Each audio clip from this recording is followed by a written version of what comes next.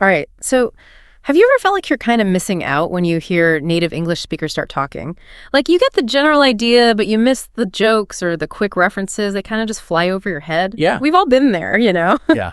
You want to understand native speakers better, feel more confident in conversations, and, finally be able to get rid of those subtitles. And that's exactly what we're diving into today. And, it all starts with listening. You sent over some really insightful articles and guides about improving listening skills. And they all emphasize just how important listening is when you're trying to master a new language. Exactly. And actually, one of the sources highlights 5 reasons why improving your listening skills is such a game changer. And the first one is better conversations.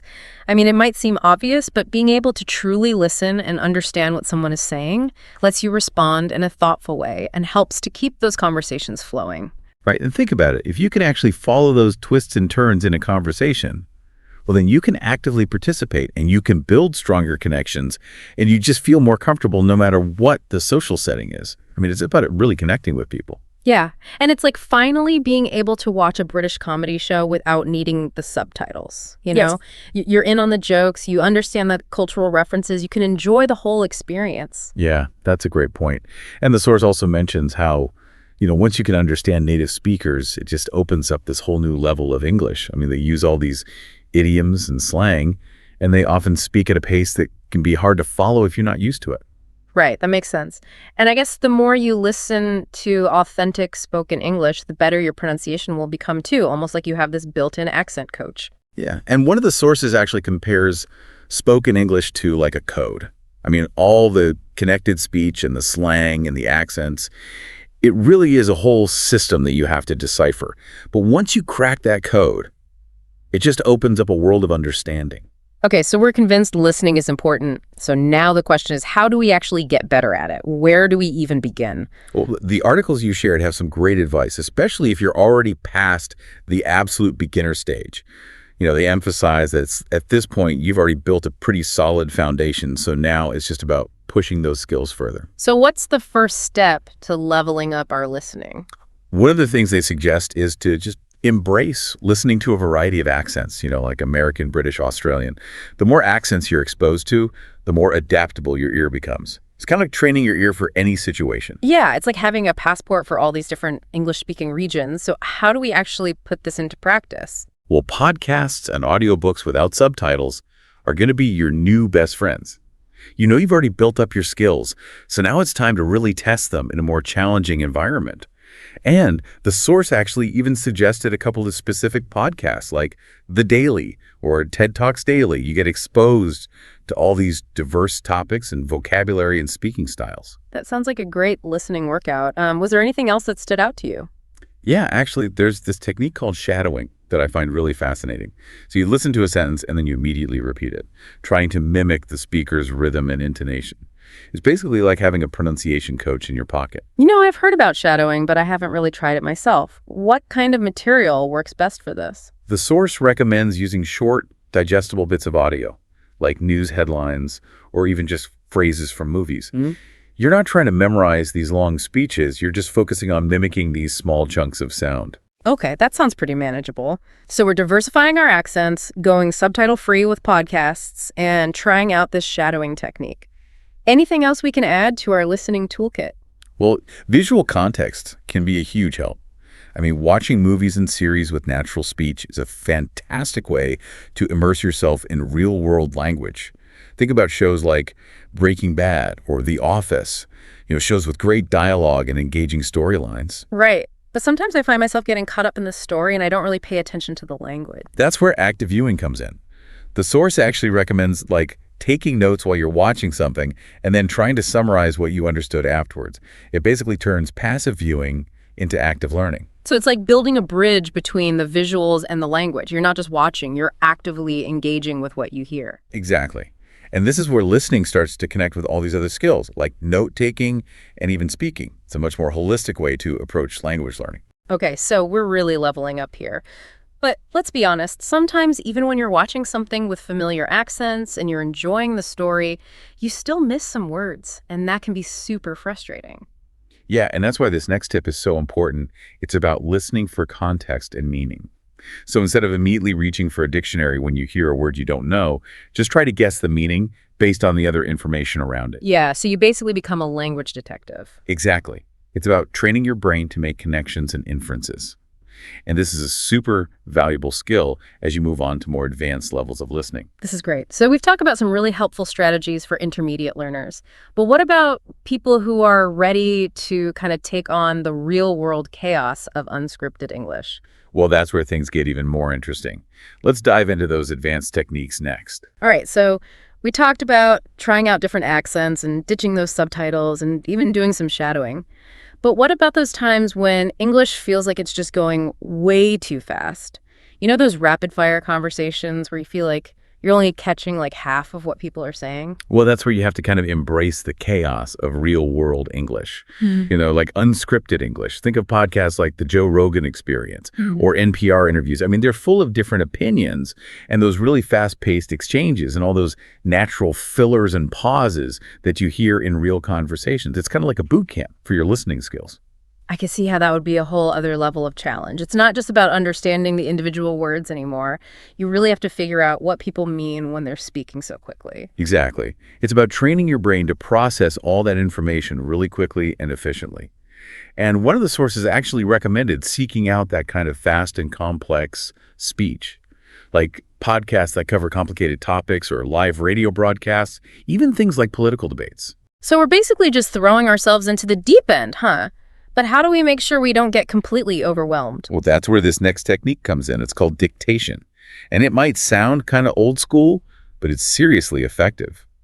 So the source suggests that you listen to short passages of audio and you write down exactly what you hear, word for word. Oh, yeah. I remember doing dictation exercises back in school. It definitely forces you to pay attention. It really does. Dictation pushes you to catch every little nuance of pronunciation and the intonation and even all those subtle connected speech patterns that native speakers use. Connected speech. That's one of the things that always trips me up. It's a big one. And it's all about understanding how words kind of blend together when people are speaking naturally. So think about phrases like gonna or wanna or lemme. I mean, you hear them all the time in conversations, but they can be really hard to pick up on if you're not used to them. It's like this secret code that all native speakers are using, but I guess the more we hear it, the better we'll get at understanding it. Exactly. It's not just about expanding your vocabulary. It's about recognizing those little shortcuts and understanding how they fit into the flow of a conversation. So we're embracing the chaos, we're practicing our dictation, and we're cracking the code of connected speech. What else can we do to really push ourselves at this advanced level? Well, I mean, all of this work really leads up to the ultimate challenge, which is engaging in real conversations with native speakers. I mean, that's the best way to put your listening skills to the test and get comfortable with how people really talk. That sounds pretty intimidating. Are we talking about just like jumping into random conversations? Not necessarily. The source actually recommends checking out those online language exchange platforms. There are tons of them out there like italki or Tandem. So you can connect with native speakers who are trying to learn your language, and it's kind of a win-win for everyone. You get feedback in real time, and you're exposed to tons of different accents and speaking styles, and you can build your confidence in a really supportive environment. Okay, that definitely takes the pressure off a little bit. So it's not just about listening, it's about actually using what you've learned, right? Like speaking and responding and asking questions if you need clarification. It's like the whole package. Exactly. And by this point, you've built up such a strong foundation, so you're ready to really handle those real-world conversations. All right, so we've covered a ton of ground here. Like we started with beginner strategies, and now we're all the way up to these advanced techniques. It's been quite the journey. But now I'm kind of curious, how do we actually put all of this knowledge into action? That's a great question. The sources you sent over actually have some really practical exercises that can help you really solidify your listening skills. Oh, nice. Let's hear them. What kind of exercises are we talking about? Well, one that stood out to me is what they called the Daily Listening Challenge. And it's pretty simple. You just listen to a 5-minute podcast every day, and then you try to summarize it in one sentence. Oh, wow. So it's about figuring out the most important information from everything you heard. Exactly. It really forces you to focus on the key details and ignore all the distractions and to get to the heart of what you listen to. What kind of podcasts would you recommend for this challenge? Well, the source mentioned TED Talks Daily and BBC Learning English. Those are great options because they're short, focused episodes on all sorts of topics. But honestly, any podcast that you find interesting will work. The key is to just pick something you'll actually enjoy listening to. That makes sense. You have to be consistent, and you're more likely to stick with something if you're actually enjoying it. Were there any other exercises you came across? Yeah, there was another interesting one called transcript matching. So you basically listen to a clip of audio while you're reading the transcript at the same time.